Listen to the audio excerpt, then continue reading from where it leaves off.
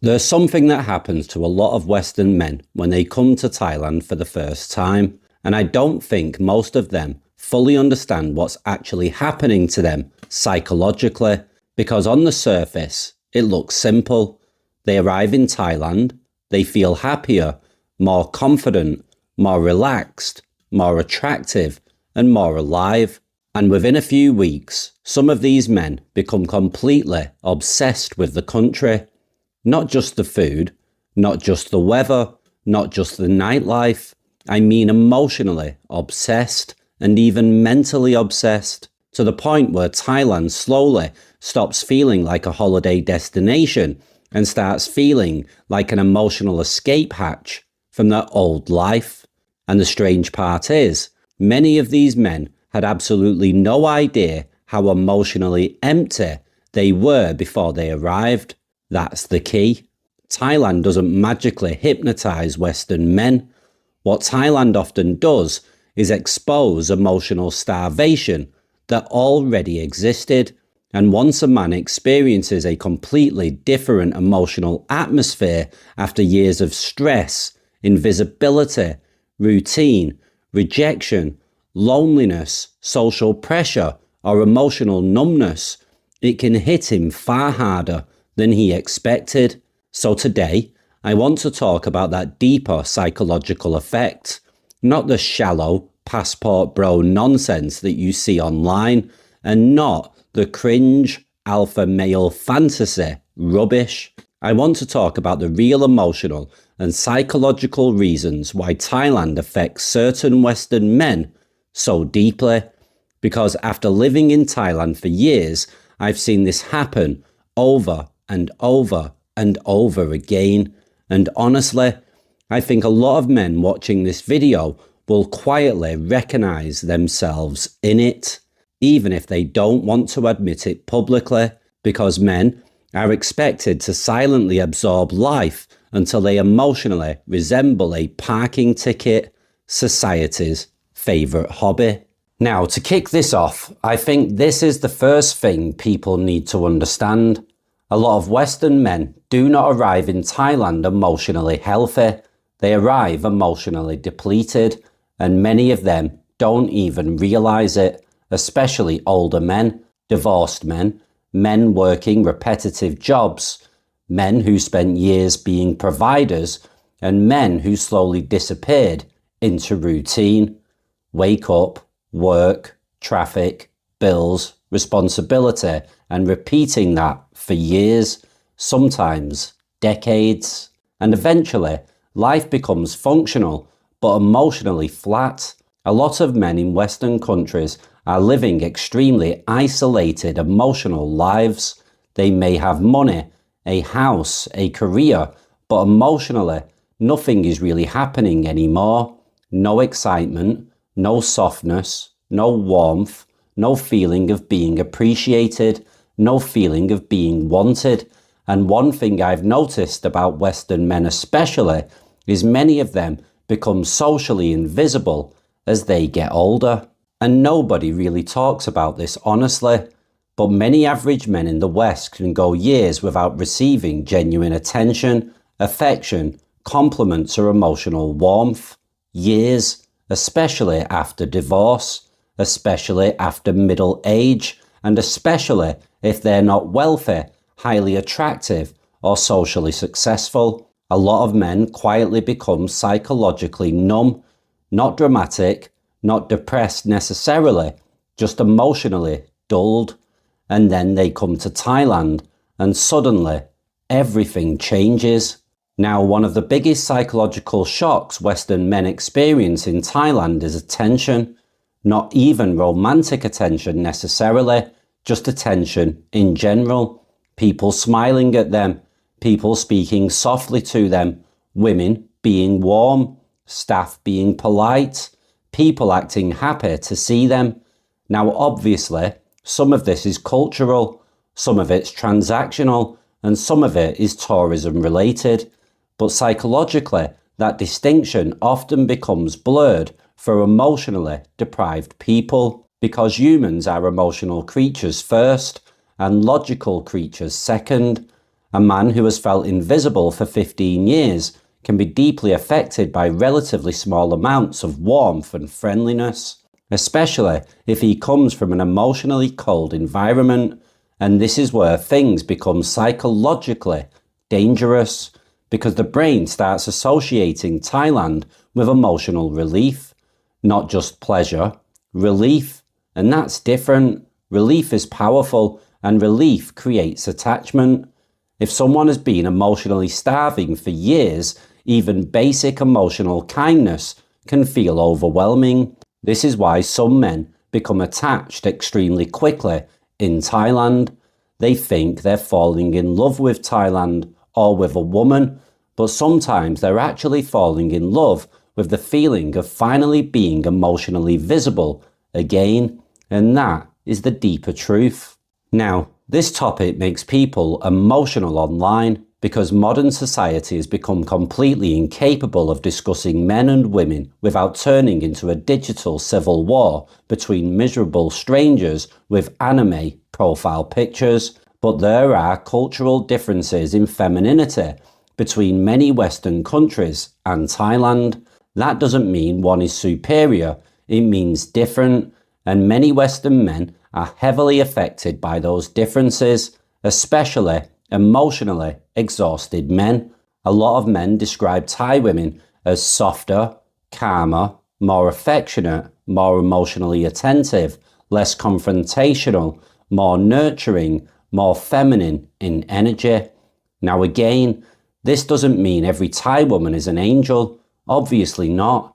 Thailand has manipulation, opportunism, dishonesty, and transactional relationships just like every country on earth. Human beings remain human beings, tragic little goblins with smartphones, but culturally, many men experience a different emotional dynamic in Thailand compared to what they're used to back home. And for some men, that emotional contrast hits extremely hard, especially if they spent years in emotionally cold relationships, hostile divorces, or socially aggressive environments. Suddenly, they experience softness again, warmth again, playfulness again, affection again, and psychologically, that can feel addictive, especially if they didn't realize how emotionally deprived they had become. Now, this is one of the deepest psychological aspects of Thailand that almost nobody talks about properly.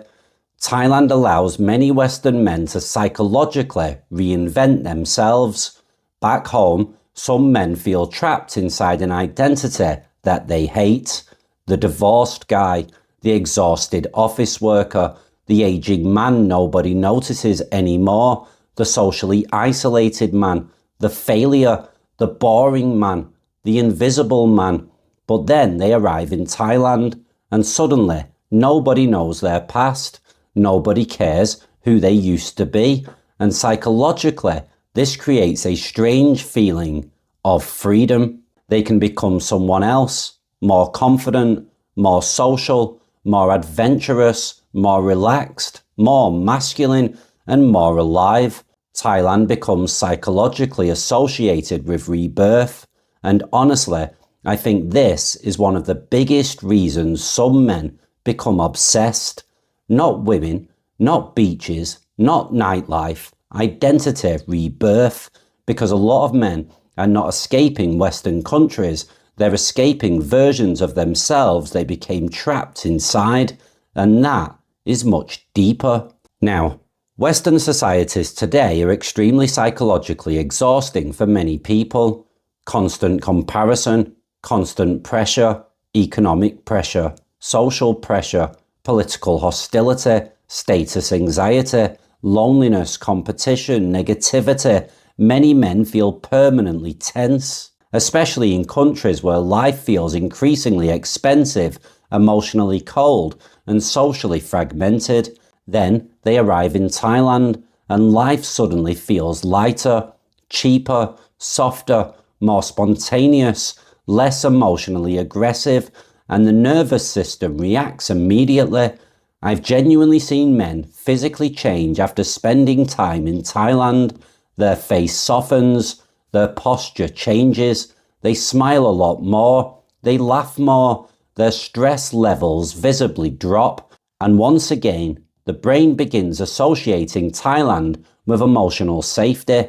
This is why returning home can feel emotionally brutal for some expats, because they suddenly re-enter the psychological atmosphere they were unconsciously escaping from. Now, this next part is massively understood. In Western countries, many average men feel low status, not necessarily poor, but socially unimpressive, especially if they're older, average looking, working normal jobs. But in Thailand, the entire social equation changes. A Western passport alone can create perceived status. Speaking English can create status. Foreignness itself can create status. Financial differences create it. And suddenly, men who felt average or invisible back home are treated differently. People notice them more. Women notice them more. And staff treat them differently. And psychologically, that can become intoxicating because status affects human psychology deeply, whether people admit it or not. Humans constantly respond to social value, and for some Western men, Thailand becomes the first place in years where they feel socially significant again. That feeling can become addictive extremely quickly, especially for men who felt socially disposable back home. Now here's where things become dangerous, because some men don't just enjoy Thailand, they psychologically fuse themselves to it. Their entire emotional stability becomes attached to the country, and usually this happens when Thailand becomes their escape, their validation, their emotional comfort, their identity, their source of intimacy, and their source of meaning. And that's risky, because no country should become your entire emotional life support system, but it happens constantly, especially with emotionally vulnerable men, and eventually some men start idolizing Thailand unrealistically, ignoring flaws, ignoring the warning signs, ignoring manipulation, ignoring obvious red flags, because psychologically they need Thailand to remain magical. If the fantasy breaks, they're forced to confront the emotional emptiness that they escape from. That's why some men become defensive or emotional anytime Thailand is criticized, because for them, it's no longer just a country, it's become psychologically personal. Now we get onto the part many channels avoid talking about. Thailand can genuinely improve some men's lives, absolutely. Some men become healthier, happier, more social, more fulfilled. Some meet good partners, some build meaningful lives, some escape miserable environments and genuinely thrive. But other men slowly lose themselves. They stop growing, stop building, stop developing, stop challenging themselves, and instead they drift into comfort addiction, cheap living, temporary pleasure, escapism, routine nightlife, validation loops, fantasy relationships, and avoidance. And over time, some men become psychologically dependent on external comfort rather than building internal stability. That's when Thailand can quietly become destructive. Not because Thailand is bad, but because unresolved emotional issues follow people everywhere. You can relocate geography, you cannot relocate your mind. Unfortunately, human beings keep dragging themselves everywhere they go like cursed luggage. And I think the real lesson here is this: Thailand itself is not the true story. The true story is what Thailand reveals about modern Western life. Because if millions of men are arriving in Thailand and suddenly feeling emotionally alive, emotionally seen, emotionally valued, emotionally calmer, psychologically relieved, then maybe that says something very serious about what many men are experiencing back home. That's the deeper conversation society avoids. Male isolation, male emotional invisibility, loss of community, loss of meaning, loss of softness, loss of emotional connection. A lot of men are not traveling to Thailand because they're sex tourists or losers like internet extremists simplify everything into. Many are emotionally exhausted human beings trying to feel alive again, and Thailand gives some of them a temporary emotional awakening. The problem is, temporary emotional awakening is not the same thing as permanent life fulfillment, and confusing those two things can completely derail people's lives. Thailand is a beautiful country, a fascinating country, and a complicated country. And for many Western men, it creates one of the strongest psychological experiences of their entire lives, because for the first time in years, some of them feel noticed, wanted, relaxed, important, and alive. But the danger is when a man starts expecting a country to heal emotional wounds he never addressed properly in himself. No country can do that forever. Not Thailand, not anywhere. Eventually, every human being has to confront themselves without distraction, and I think that's why some men build incredible lives in Thailand, while others slowly disappear into fantasy, escapism, and emotional dependency. Same country, completely different psychological outcomes, and honestly, the men who do best long-term in Thailand usually aren't the ones trying to escape life. They're the ones who already had stability internally before they arrived.